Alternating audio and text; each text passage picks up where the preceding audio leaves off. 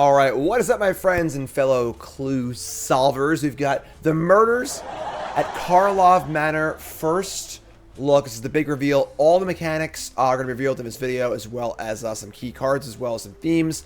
Honestly, I gotta say, having watched the preview stream, look really cool, honestly. Very unique looking Magic set. A lot of cool things happening, a lot of unique designs. Let's just jump right in with the return of Morph.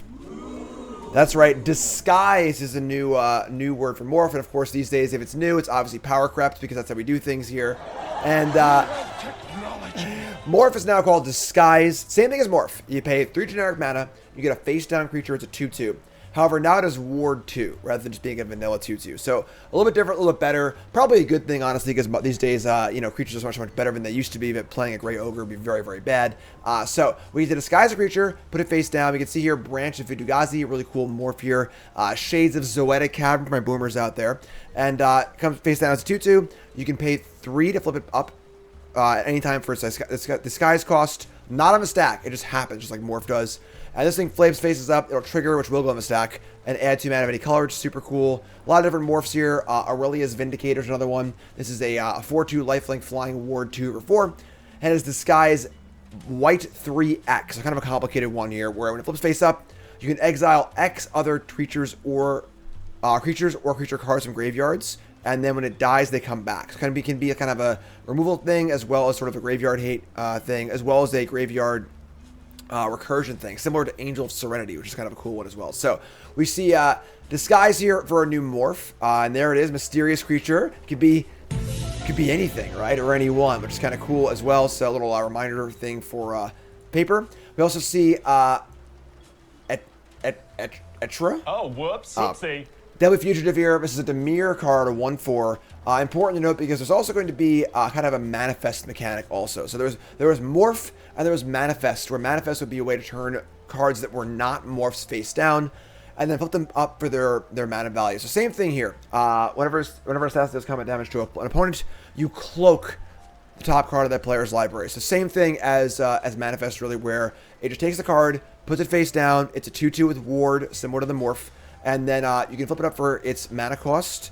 And then this thing gives the ability where you can turn up any card and then cast it, which is kind of cool as well. So if it's a creature normally, you can flip it up. Otherwise, this card can flip up spells and stuff too, which is kind of nice. And then a few more cards here. It is going to follow the Morph rule.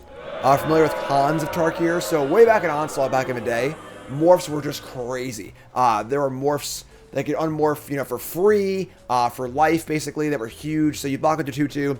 They flip up a zombie cutthroat for 5 life and eat your creature. So it was a brutal world back then. When Khans came out, they wanted to make it more simple. So they introduced kind of... I'm sorry, that was really loud. Introduced the Morph rule, which basically means that you'll never lose a combat from your opponent to a Morph if your opponent has less than 5 mana. So no Morph can flip up for less than 5 mana that will beat another 2/2. So in Khans, this was huge. Because you attack your Morph with 4 mana up, they know they can't ever get blown out. They can block with a 2/2. Now, I kind of like this rule, actually. I know it makes limited a little safer.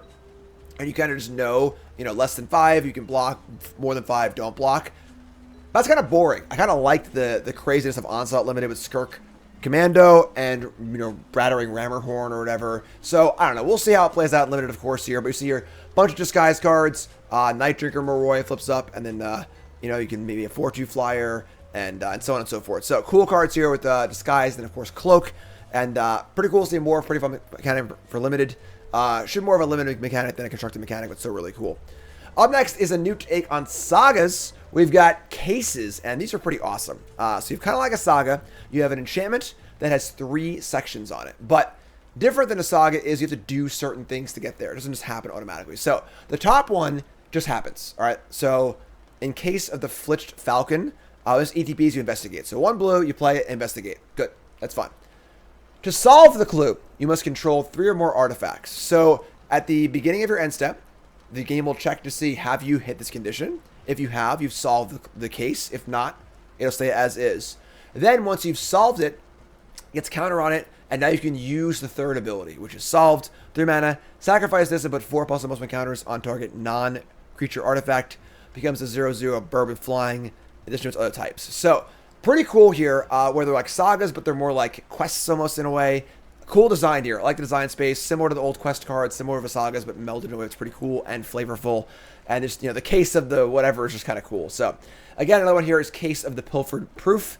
So, for a white enchantment case. Whenever a detective EDBs or turns face up, put a counter on it. Then to solve this, at the end of the turn, you need to have 3 detectives. And if you do solve it, whenever a token we made under your control, those tokens plus a clue may remain instead. So, again, kind of a cool thing here. Pretty simple. They're either on or off, so I'm not, tracking it isn't too bad. And just a cool mechanic, honestly. And honestly, the enchantments also play well with some of the enchantment synergies in the older sets, too, which is kind of cool. Up next, we have Collect Evidence, which is a graveyard-based mechanic. We see your Axebane, Ferox. 4 mana for a 4/4 Death Touch Haste, so pretty good stats. Not quite Questing Beast, but pretty good. And this is kind of weird because the cost is on a ward ability, but the ward here is Collect Evidence 4. What that means is, to pay Collect Evidence 4, you need to exile cards with a total mana value of 4 or more from your graveyard. So usually seen as costs on abilities. Here we see it as a cost on a ward. Super cool. So if your opponent's graveyard's empty, they can't target this, which is pretty awesome with ward. So that's kind of cool. We see it here on more simple cards like Analyze the Pollen, 1 green sorcery. You may collect evidence 8 when you cast this, and if you do, it's kind of like Kicker. So it's a Lay of a Land, you get a basic land. If you collect evidence, you can search for a creature or a land, which is kind of cool. So it becomes kind of like the Delirium Traverse the Uvenwald. Inspector here, same idea, get some bonuses when you do stuff. Kind of like Kicker on creatures and stuff, which is kind of cool, but pretty fun mechanic. Graveyard mechanics are always quite good, so we'll see how that one plays out. We also get the Suspect mechanic, which is very flavorful, obviously. So here we see the Dead return. Agorist Coast was a big legend in the old Ravnica sets, and now it's here as a spirit. 2/4 for 4, legendary spirit detective, double strike vigilance, cool. Whenever it ETBs or attacks, choose up to 1 target creature. If it's suspected, you exile it, otherwise suspect it. Suspecting means that a creature has the state of being as suspected. It has menace, and then it can't block. And then some things care about things being suspected. There are some things that can remove the suspect, which is kind of cool also, but can't block's a big one, obviously, for limited. And this one can exile them permanently once they are suspected, which is kind of cool. And I see here as a little token, so it gives it menace and can't block, kind of cute, and kind of a cool either on or off ability, kind of fun. And then a lot of flavor here. Airtight Alibi removes the suspect from a creature, which is kind of cool. And then convenient target. Makes the thing into a suspect, which is kind of fun. Doesn't add up. Returns a creature card in the graveyard and then suspects it, which is fun also, so it can't block. So kind of fun. It's an instant randomly, but it can't block, which is cool too. I'm behind that, sorry. So pretty cool mechanic, pretty flavorful, honestly kind of nice. And then we have the return of Investigate. So you see here, Krenko returns, which we love, right? We love Krenko. And Krenko here is one of many cards that kind of care about clues, but backhandedly. So they made it for a 3/3 haste, which is just good, actually. Sack an artifact, put a +1/+1 counter on each goblin you control. Then whenever an artifact's put into a grave from the battlefield, you can pay 1 red if you do make a goblin. So a lot of things about clue sacrificing or sacrificing artifacts for value, because clues are back. Investigate's huge. Deduce, a really cool looking card here, kind of Think Twice variant. To for an instant, draw a card, Investigate's very powerful. Think Twice is a good card. This card's phenomenal. Makes an artifact for creativity and stuff too. The card's really, really good. And we got the Master Sleuth here, which is kind of like the face character of the set, which is a 3/3 vigilance for 3, ETB Investigate. And then sack a clue to Sphinx's Rev. We do like Sphinx's Rev around here. Zapback, Skanex, Strawx, love it. And some returning legends as well. We got Tolsimer, Midnight's Light, which is a 5 mana 3/2 lifelink. EDB to make Volja as a 5/5. Volja's been working out. Whew, swole. And whenever a wolf attacks, if it attacks, also a creature opponent controls must block that wolf. So we got to be blocked. Kind of cool. Good Blinky card too. It's kind of fun. We got Masker Girl returns. 4/4 menace for 4. Creatures you control have Wither. The return of a kind of a weird mechanic. Every creature opponent control dies if it has toughness less than 1, draw cards. Obviously, Wither, any combat damage will kill a creature at less than 1 toughness, which is kind of cool. So, a little card draw here, kind of a cool card. Not quite shoulder, but still good. We got Judith, kind of a weird one here. This is a 5 mana 3/4. Whenever you cast an instant or sorcery card, you give it Death Touch or Lifelink, or you make it Imp. When it dies, it shocks things, and that's pretty powerful because you can give your burn spells Lifelink and Death Touch, which is cool. But kind of a weird card, honestly. I don't really have a very Rakdos feeling card, but whatever. And we have, this is a big one, folks. Hold on. Because I should run the drum roll here. Really exciting uncommons. All right, so we've seen Lightning Helix, of course. That's coming back. Long Goodbye is Eliminate, can't be countered, sure. Gear Drake's kind of cool. Whipcracker's kind of cool. But freaking No More Lies. Read that card, folks. Mana Leak's back. 2 mana, instant, white and blue, mana leak, and then exile. That is unbelievably good in a ton of different formats. Mana leak is great card. Haven't seen it standard in a long time. It's not in Pioneer. This card is huge for all your players out there.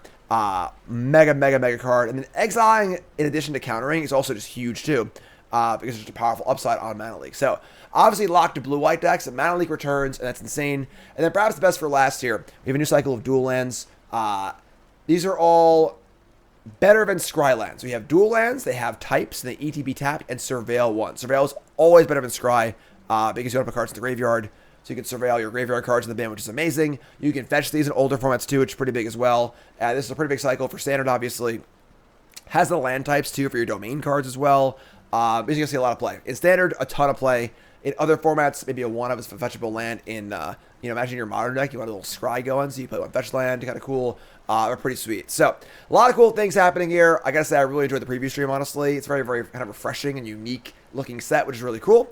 I got 10 new brews coming up for it. I got Bronze Minute coming up for it. I got a set review coming up for it. All will be very exciting. Look for all that. I'm Jim Davis from Manager Player. Make sure you like, comment, subscribe, support the content. Let me know what you think, and let's rock and roll.